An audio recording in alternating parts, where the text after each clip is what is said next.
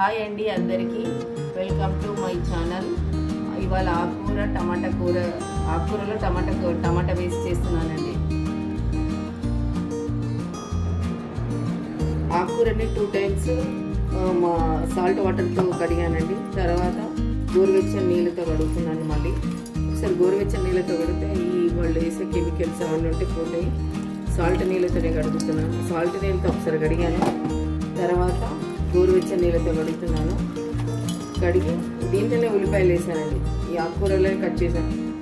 4 పాలకూర కట్టలు, 4 కొత్తిమీర కట్టలు, 4 తోటకూర కట్టలు.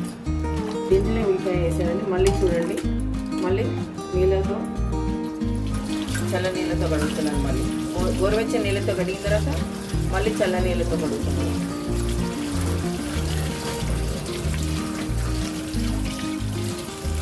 ఆకుకూర వేడి నీళ్ళతో గోరువెచ్చని వేడి నీళ్ళతో కడిగిన తర్వాత మళ్ళీ కొన్ని కూల్ వాటర్తో కడగాలి. కడిగేసి ఇట్లా అంతా ఆకుకూర ఇట్లనే కడిగి దీంట్లో ఉప్పి ఆకుకూర వేసుకోవాలి. ఆయిల్ వేసుకోవాలి, తాలింపు వేసుకోలేదు. చూడండి, దీంట్లోనే ఉల్లిపాయలు కట్ చేశానండి. ఈ ఆకుకూర అంతా కడిగి గోరువెచ్చని నీళ్ళలో కడిగిన తర్వాత మళ్ళీ కూల్ వాటర్తో కడిగి అంతా ఆకుకూర నేనేం నూనె పోసుకోలేదండి. దీంట్లో నూనె పోసుకోలేదు, అంత ఆకుకూర కడిగి వేస్తున్నాను. ఆకుకూరలు ఎన్ని రకాలంటే 4 కొత్తిమీర కట్టలు, 4 పాలకూర కట్టలు, 4 తోటకూర కట్టలు. మేము ఎప్పుడు ఇట్లనే చేసుకుంటాము. ఆకుకూర మొత్తం ఆకుకూరని కడిగి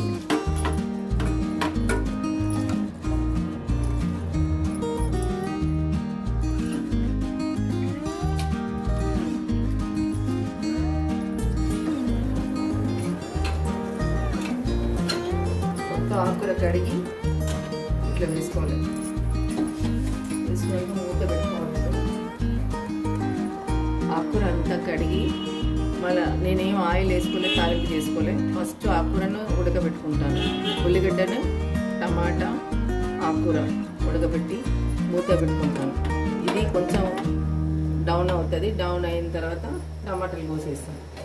తీసి 2 ఆకుకూరలకు ఉల్లిపాయ, టమాటా వేస్తున్నాను.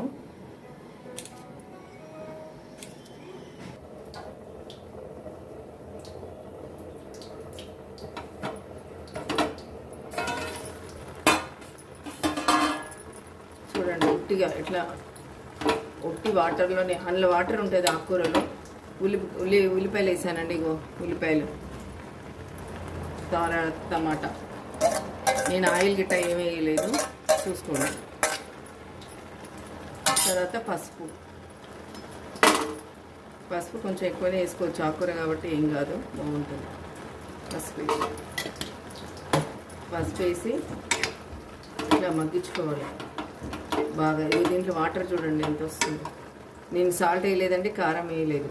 ఇది బాగా 50% ఉడికిన తర్వాతనే నేను దించే ముందు కారం, సాల్ట్ వేస్తాను. ఫస్ట్ వేస్తే ఏ కర్రీలైనా టేస్ట్ పోతుంది.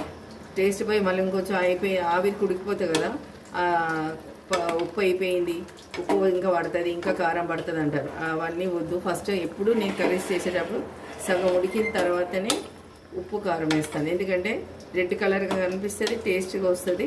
ఉప్పు కూడా ఎక్కువ పడదు. ఉప్పు కారం తగ్గించుకొని తినాలంటే కొంచెం సగం, ఏ కూర అయినా సగం ఉడికిన తర్వాతనే వేసుకోవాలి. నేను ఇది 50% ఉడికిన తర్వాత చూపిస్తాను మీకు. అప్పుడు దించే ముందు ఉప్పు కారం వేస్తాను. ఎందుకంటే ముందుగా వేసామనుకోండి అది ఆవిరికి ఉడికిపోయి టేస్ట్ రాదు. ఉప్పు కారం ముందుగా వేస్తే. నేను ఇప్పుడు ఈ ఆకుకూరని ఉడకబెట్టుకుంటాను. తర్వాత తాలింపు చేస్తాను.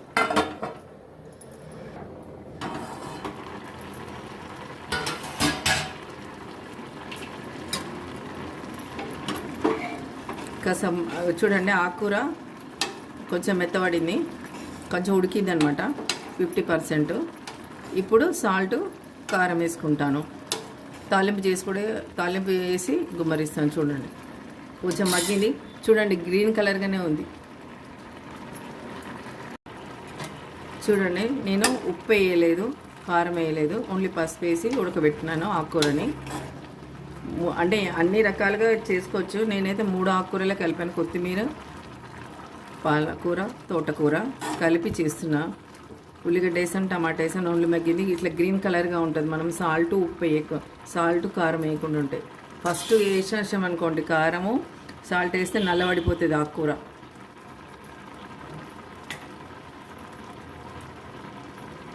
ఇంకో ఇప్పుడు వేస్తున్నాను సాల్ట్ వేస్తున్నాను. 1.5 స్పూను సాల్ట్, కారం,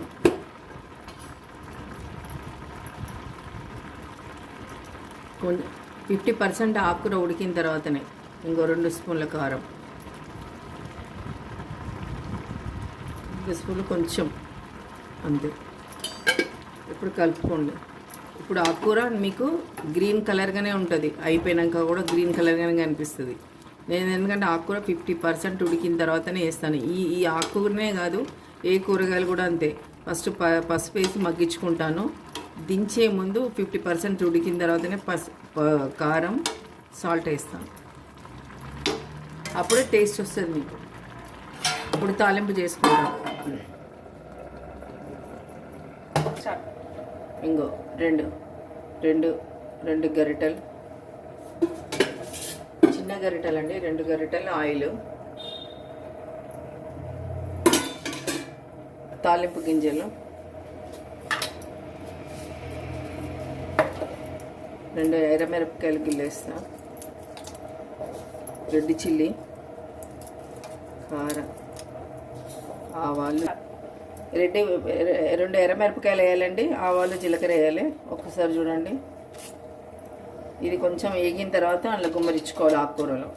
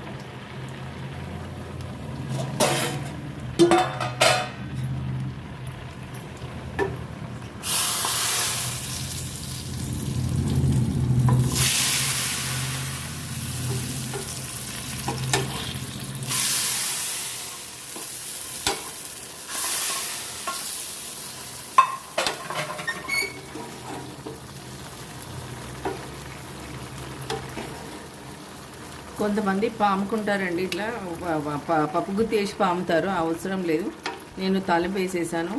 ఇప్పుడు చూడండి గ్రీన్ కలర్గానే కనిపిస్తుంది.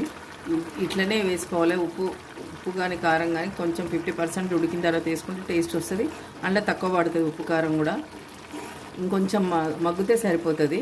ఆకుకూర అయిపోయినట్టే గ్రీన్ కలర్గా కనిపిస్తుంది. చూడండి ఒకసారి.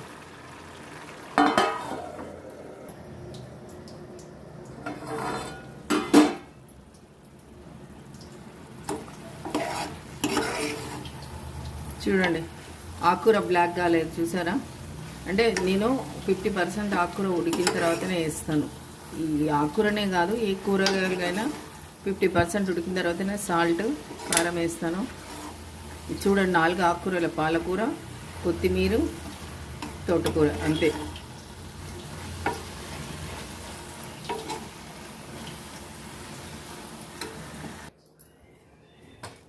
వేడి అన్నం వేసుకొని